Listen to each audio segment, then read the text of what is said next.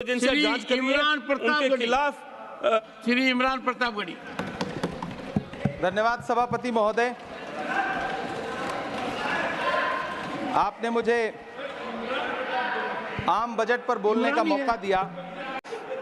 इमरान प्रतापगढ़ी। धन्यवाद सभापति महोदय।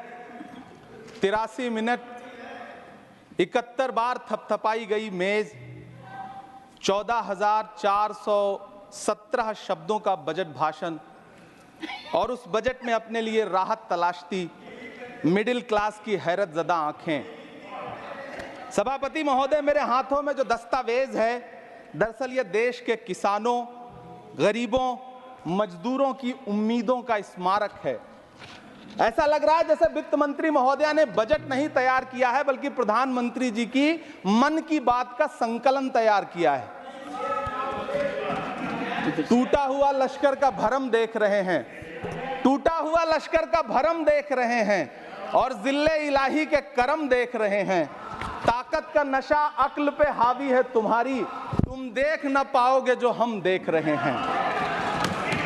वित्त मंत्री महोदया ने इस बजट में महंगाई पर सिर्फ 10 शब्द बोला है। जिस देश में टमाटर 100 रुपए किलो बिक रहा हो। सभापति महोदय, मेरा टाइम पॉज करें और बार बार इंटरप्ट करने को या तो मना करें। हाँ बोले, कृपया बोले। सभापति महोदय, वित्त मंत्री महोदया ने इस बजट में महंगाई पर सिर्फ 10 शब्द बोले हैं। जिस देश में टमाटर 100 रुपए किलो बिक रहा हो, उस देश की वित्त मंत्री के पास बजट में महंगाई पर बोलने के लिए सिर्फ 10 शब्द है। डीजल, पेट्रोल, आटा, चावल, दाल, सब्जी की महंगाई का तो कोई जिक्र ही नहीं। सावन चल रहा है तो प्याज और लहसुन का दाम पूछना तो शायद पाप होगा। मैंने तो यह भी सुना है कि वित्त मंत्री जी जो चीज खुद नहीं खाती हैं उसके दाम से उनका कोई लेना देना नहीं होता। लेकिन इस बार बजट पेश करने के लिए पार्लियामेंट आने से पहले वित्त मंत्री जी ने दही और चीनी खाई थी। अब तो उनसे यह पूछा जा ही सकता है कि उन्हें दही, दूध और चीनी का रेट तो इन दिनों पता ही होगा। क्या उसे सस्ता करवाएंगी या नहीं सस्ता करवाएंगी? अगर पता है तो कृपया सस्ता करवाइए, क्योंकि इसी चीनी ने अमेठी में एक मंत्री महोदया का राजनीतिक कैरियर कड़वा कर दिया। सभापति महोदय, अपने शीश महलों में बैठे हुए सरकार के सांसद और मंत्री कह रहे हैं कि महंगाई कम हो रही है। संसद की कैंटीन से बाहर निकल करके एक चाय का कप खरीदिए, तब समझ में आएगा कि महंगाई कम हो रही है या बढ़ रही है। किसी एक दिन अपनी किसी मजदूर की तरह अपनी दिन भर की दिहाड़ी लेकर के बाजार जाइए और अपने बच्चों के लिए राशन खरीदिए, तब पता चलेगा कि महंगाई कम हो रही है या नहीं हो रही है।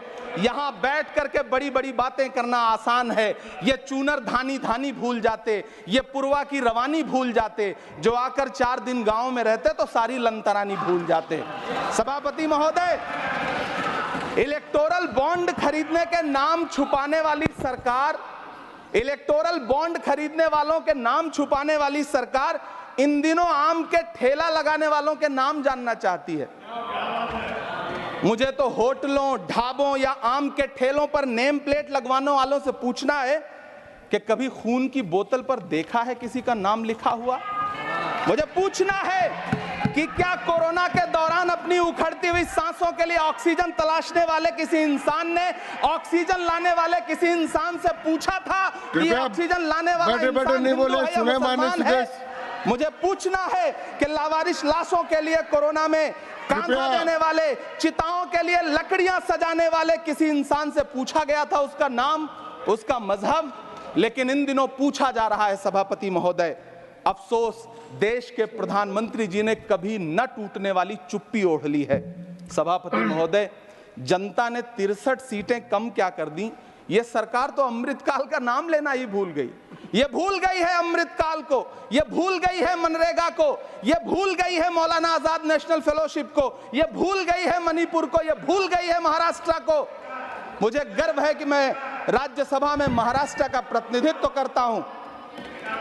महाराष्ट्र जो देश की आर्थिक राजधानी है, जो टोटल कॉर्पोरेट टैक्स टैक्स का 40%, इनकम टैक्स का 32% और जीएसटी का 20% इस देश को देता है, उस महाराष्ट्र के लिए इस बजट में एक शब्द नहीं है। आप बैठ जाए। सभापति महोदय, आखिर महाराष्ट्र से किस बात का बदला लिया जा रहा है? महाराष्ट्र में लोकसभा चुनाव में बाबा साहब अंबेडकर के संविधान को बचाने के लिए वोट क्या कर दिया? प्रधानमंत्री जी तो महाराष्ट्र से बदला लेने पर उतर आए। अब तो शायद उन्हें याद भी ना हो यवतमाल का वो दाभड़ी गांव जहां 20 मार्च 2014 को वो किसानों के साथ चाय पर चर्चा करने गए थे और उनकी किस्मत बदलने के सपने दिखाए थे। उसी यवतमाल में पिछले 6 महीने में 132 किसानों ने आत्महत्या की है। सभापति महोदय, महाराष्ट्र में हर महीने 209 किसान आत्महत्या कर रहे हैं। राज्य सरकार द्वारा सौंपा गया आंकड़ा बताता है कि 1 जनवरी से 31 मई के बीच 1046 किसानों ने आत्महत्या की है। लेकिन अफसोस, इस बजट में महाराष्ट्र के किसानों के लिए कुछ भी नहीं है। किसानों से चिढ़ी हुई सरकार ने बजट में किसानों के एमएसपी की लीगल गारंटी नहीं दी। लेकिन याद रखिएगा, जो किसान का नहीं वो हिंदुस्तान का नहीं। सभापति महोदय, मुझे वित्त मंत्री जी से पूछना है कि वो जो कुछ साल पहले 100 स्मार्ट सिटी बनाने का ढोल पीटा गया था, सुना है उस ढोल में पानी भर गया है, इसीलिए आपने उसका नाम बदल करके सिटीज ऑफ ग्रोथ हब्स रख दिया है। अच्छा है, नाम बदलने का खेल खेलते रहिए, आपकी कई सरकारें तो इसी वजह से चल रही हैं। इस सरकार को पढ़े लिखे लोगों से दिक्कत है सभापति महोदय, इसीलिए इस सरकार ने यूजीसी का बजट 66% कम कर दिया है। वाह री सरकार। सभापति महोदय, मैं वित्त मंत्री जी के संज्ञान में लाना चाहता हूं कि किशनगंज में एएमयू सेंटर के पास 224 एकड़ जमीन है। यूपीए सरकार ने सोनिया गांधी जी की अगुवाई में 136 करोड़ रुपए एएमयू किशनगंज सेंटर के लिए सेक्शन किए थे। लेकिन आपकी सरकार ने पिछले 10 साल में उस 136 करोड़ में से सिर्फ 10 करोड़ रुपया रिलीज किया है।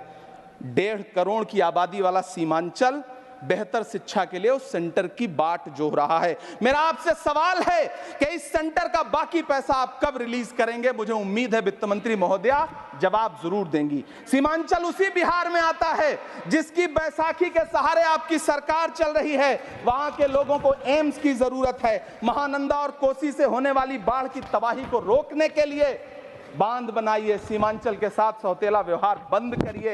इकोनॉमिक कॉरिडोर बनाने से किसी राज्य का विकास नहीं होगा, विकास होगा स्वास्थ्य और शिक्षा के बुनियादी मुद्दों के लिए बजट देने पर। सभापति महोदय, एक तरफ तो इस बजट में पीएम आवास योजना के तहत 3 करोड़ अतिरिक्त मकान देने की घोषणा है और दूसरी तरफ लखनऊ के अकबर नगर में 1280 वो मकान हैं जिन्हें रिवर फ्रंट बनाने के नाम पे बुलडोजर से जमींदोज कर दिया गया। सभापति महोदय, लोग चीखते रहे, बच्चे बिलखते रहे, वसुधैव कुटुंबकम का नारा लगाने वाली सरकार इंसानों के घरौंदे उजाड़ कर जश्न मना रही है। सभापति महोदय, मेरा बहुत भावुकता के साथ देश के प्रधानमंत्री से सवाल है कि इन उजड़ते हुए मकानों और बेघर होते हुए घरों को देख करके आपको नींद कैसे आती है, आप सो कैसे पाते हैं? मेरा सवाल है इस देश के प्रधानमंत्री से, या तो लोगों के घरौंदे उजाड़ना बंद करिए या फिर करोड़ों मकान बनाने की झूठी घोषणाएं करना बंद करिए। यह बजट झूठ का पुलिंदा है। यह बजट आपके पिछले साल के बजट का कट कॉपी पेस्ट है। यह बजट हमारे चुनावी घोषणा पत्र की नकल करने की एक बेईमान कोशिश है। लेकिन कहावत है ना कि नकल के लिए भी अकल चाहिए। मेरे हाथ में एक तरफ न्याय पत्र है जो हमारा है और दूसरी तरफ अन्याय पत्र है जो आपका है। इस सरकार को आलोचना सुनने की आदत नहीं है सभापति महोदय। जब आप इनसे सवाल पूछिए तो ये शांत रहे। आप बताइए 70 साल में आपने क्या किया है? मैं तो इस सदन में कहना चाहता हूं सभापति महोदय कि हमसे 70 साल का हिसाब मांगने वालों, जो सरकार अपना चलाया हुआ 2000 का नोट 7 साल नहीं चला सकी, वो हमसे 70 साल का हिसाब मांगती है। सभापति महोदय, मैं अंत में आपसे यह कहना चाहता हूं, यह बजट बैसाखी पर टिकी हुई सरकार का कुर्सी बचाओ बजट है। इस बजट में राज्यों के साथ, किसानों के साथ, नौजवानों के साथ, महिलाओं के साथ, देश के मिडिल क्लास के साथ अन्याय किया गया है और इस अन्याय का खामियाजा आपको महाराष्ट्र, हरियाणा और झारखंड के चुनाव में भुगतना पड़ेगा।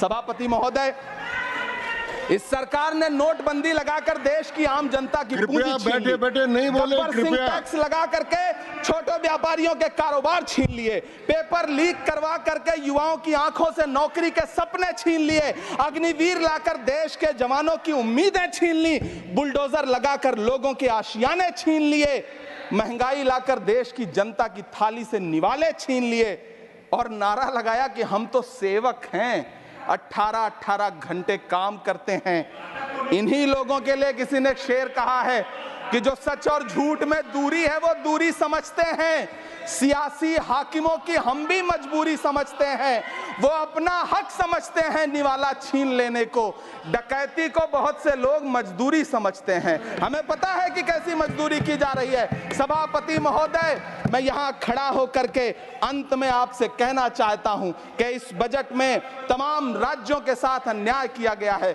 इस बजट में युवाओं के साथ अन्याय किया गया है, महिलाओं के साथ अन्याय किया गया है और खास तौर से महाराष्ट्र के लिए कुछ नहीं रखा गया है। महाराष्ट्र बाढ़ से जूझ रहा है, पानी बरसने से वहां 1500 से ज्यादा लोग मारे गए हैं। उस शहर को, उस राज्य को 4000 करोड़ के पैकेज की जरूरत है ताकि जो फसलें बर्बाद हुई हैं लोगों को राहत दी जा सकी। लेकिन अफसोस इस बजट में महाराष्ट्र के लिए ऐसा कुछ भी नहीं है। मैं आखिर में यह कहना चाहता हूं कि पिछले 7 दिन से इस बजट का बड़ा ढिंडोरा पीटा जा रहा है, इसे महान बताया जा रहा है, लेकिन कौन महान बता रहा है?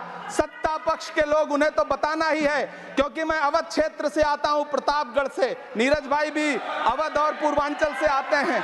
वहां एक कहावत है कि बिटिया की तारीफ किसने की? बिटिया की महतारी ने, यानी कि बेटी की प्रशंसा किसने की? मां ने। तो इस बजट की तारीफ सत्ता पक्ष करे तो करेगा ही, लेकिन विपक्ष के एक भी सांसद से आप पूछिए कि क्या उसके राज्य को कुछ मिला है, तो वो ये कहेगा कि नहीं, कुछ भी नहीं मिला है। बहुत बहुत धन्यवाद सभापति महोदय, मुझे आम बजट पर अपनी राय रखने के लिए। धन्यवाद।